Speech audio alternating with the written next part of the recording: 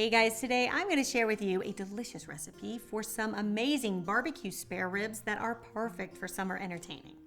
We're going to pair these ribs with my sticky homemade barbecue sauce, which I'm going to show you how to make. Or if you want to save a little bit of time, you can now buy this sauce in bottled form thanks to my summer condiment collection.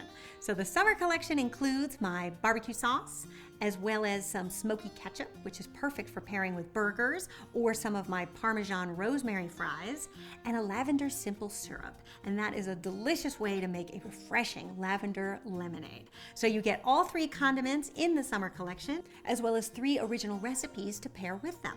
And I'll leave you a link in the description if you want to know more about it.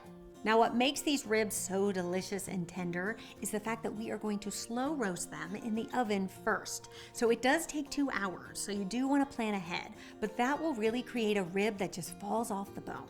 And we are going to flavor our ribs with a dry rub. And you can get this part done the morning of. It's great if the dry rub sits on the ribs for a few hours in your fridge before you roast them. So in a small bowl, we're going to add 2 tablespoons of brown sugar, 4 teaspoons of ground cumin, 4 teaspoons of smoked paprika, 2 teaspoons of garlic powder, 2 teaspoons of ground coriander, and 2 teaspoons of salt. You can whisk that all together until combined, and then you want to prepare your ribs. So I'm using pork spare ribs, and the racks are pretty big. So I found the best way to put them on a baking sheet to roast them is to have them go diagonal. So in order to do that, we're gonna prep our tin foil to go diagonal as well. So you wanna get out 2 baking sheets, then you wanna take 2 big sheets of aluminum foil, fit them together so that you create a seam and then fold it over. That will give you 1 big piece of foil. Then put that on your rack diagonally, and then place your ribs on top. Then you want to take half of your dry rub and you're going to rub it on both sides of the ribs, making sure you're just getting in all the crevices. Then you can fasten up your little rib packet, making sure that all of the foil is tightly sealed, and then you'll see it'll just lay diagonally flat on your baking sheet. And you're going to do the same exact thing to the other one.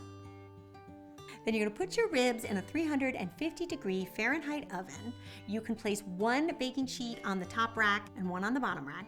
And after the ribs have been in there for an hour, you want to flip the trays. So to make the barbecue sauce, you're going to add in a large saucepan 1 cup of ketchup, a 1/4 cup of white wine vinegar, 1/3 cup of brown sugar, 1/3 cup of molasses, 1 teaspoon of hot sauce, 1 teaspoon of Dijon mustard, 1/2 teaspoon of Worcestershire sauce, and 2 garlic cloves that have been minced. And then you can just whisk that all up and then simmer for about 5 minutes just to allow all those flavors to marry. And then you can transfer it into a heat-safe pitcher until you're ready to grill. Then once the ribs come out of the oven, you do want to allow them to cool slightly, but when you open those packets, you'll see how tender the meat is. You want to handle them gently, so I usually take them out of the foil and put them on another sheet pan. Just put them on together, it's fine. Now that our ribs are done, we're going to head out to that barbecue and just grill them quickly on each side, just so they get that really nice charred, smoky taste. And then what I like to do is just brush them generously with the barbecue sauce. And then set that sauce by just grilling the ribs again on both sides. And then they're ready to go. And then to serve, you're gonna cut the single ribs and put them on a platter. And you can brush with a little bit more barbecue sauce just so they're nice and covered and sticky. Garnish with a little bit of sesame seed. And then for some freshness, I also like to slice up 2 scallions and use the white and the green parts. And you can sprinkle those on top. And there you have it. I hope you guys give this one a try and let me know what you think, and I'll see you back here next time. Until then, bye.